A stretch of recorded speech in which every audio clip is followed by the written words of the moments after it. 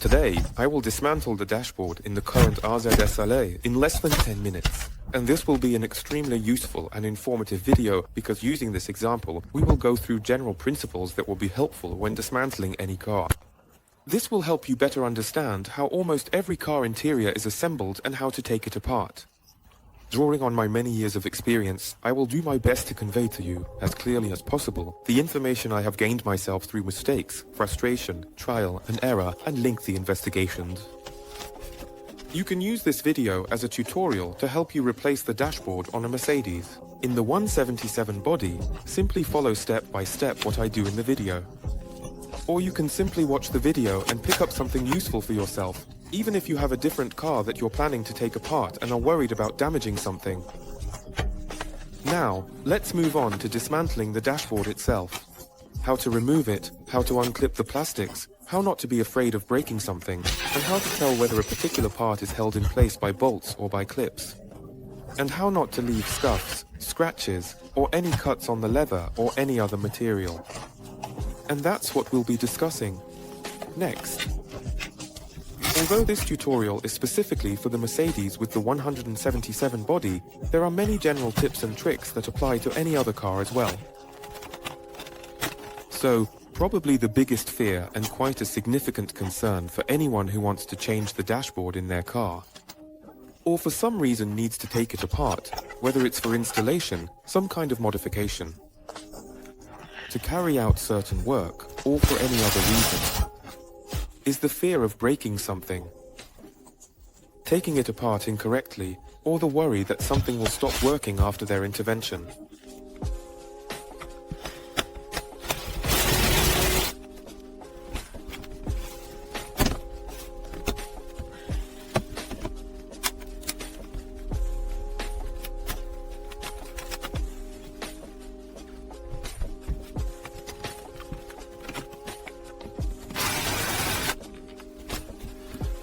It's important to consider a very significant psychological nuance. When we're afraid of something, we become tense and stiff, which increases the risk of making mistakes, acting hastily or thoughtlessly, things that are absolutely incompatible with this kind of work. And it might seem that this is a job done with your hands. However, when you're taking apart almost the entire interior of a car, in which there are many expensive and fragile parts, held together by clips and tiny bolts, and you really need to know how they're fastened and make sure not to damage anything. So in fact, most of the work here needs to be done with your head. And using brute force in 99% of cases when working with such delicate parts makes absolutely no sense.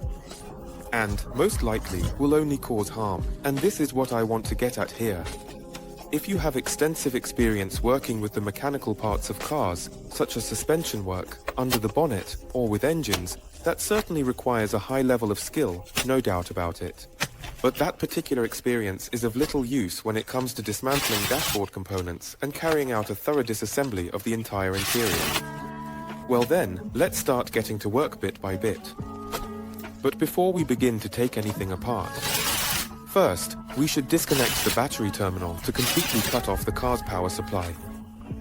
If we don't do this, there's a risk that we'll blow a fuse. Then we'll have to waste time trying to find it. And in fact, it's very important to disconnect the car's power if you're planning to remove the airbag module, as it is earthed directly to the bodywork. If you unscrew it without cutting the power, especially if the ignition is on, there's a very high risk that the module will short out, burn out, and the remaining airbags will deploy.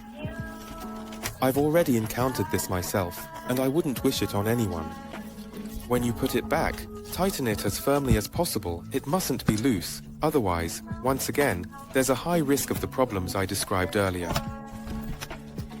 And now that we've discussed some psychological aspects and taken the necessary precautions, we can move on to physically interacting with the car's dashboard.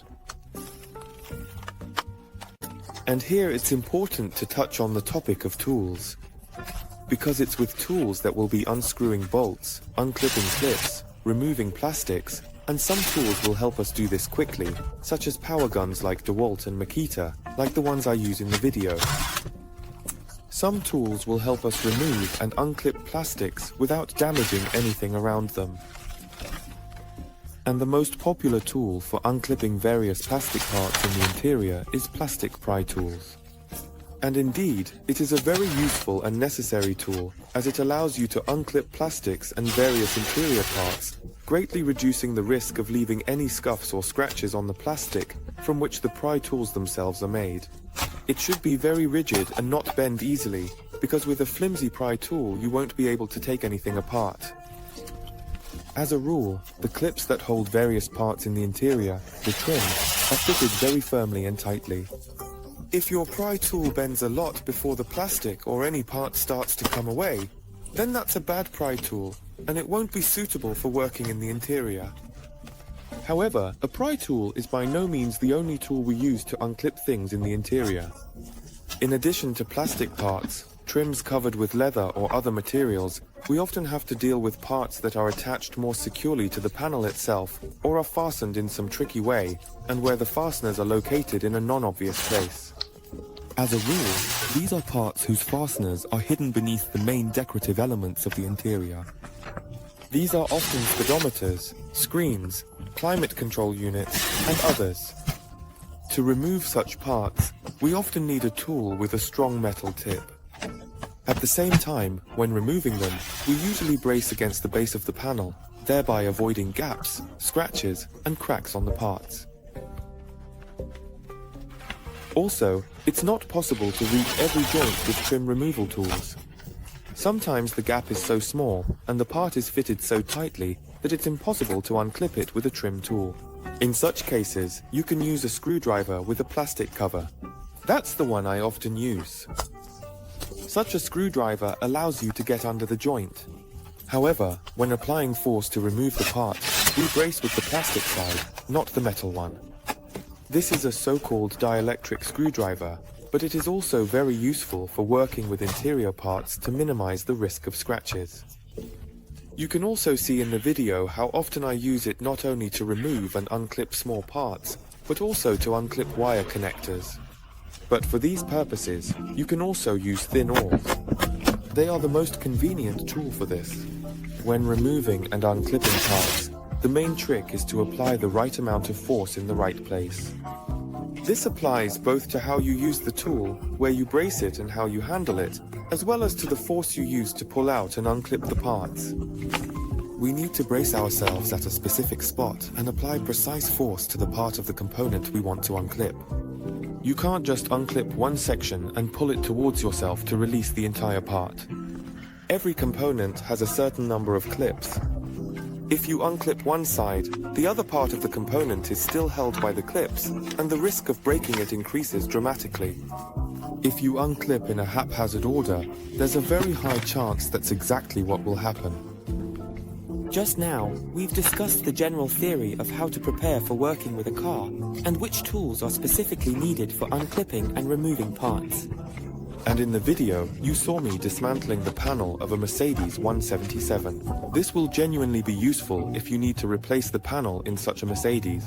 However, aside from the general information, there are many points that require special attention and should be covered separately in order to start understanding how all this is actually done in practice. After all, in addition to theoretical information, a very important element of learning and understanding anything is a detailed demonstration of the information discussed. And the most important stage is practice. I will cover all these points with examples and demonstrations in detail in my future videos, because it is impossible to explain and show everything in a single video. Each brand, each steering airbag, and the method of its removal needs to be considered separately. Different speedometers also have their own features, and the plastic clips from various manufacturers are attached and removed in completely different ways. There are also various methods and techniques used for removing different parts. There will be videos dedicated to each make and model separately, with step-by-step instructions for removing each part needed to take out the dashboard, as well as videos focusing on individual elements that deserve special attention. I will be your humble servant and will accompany and assist you on this topic. See you soon.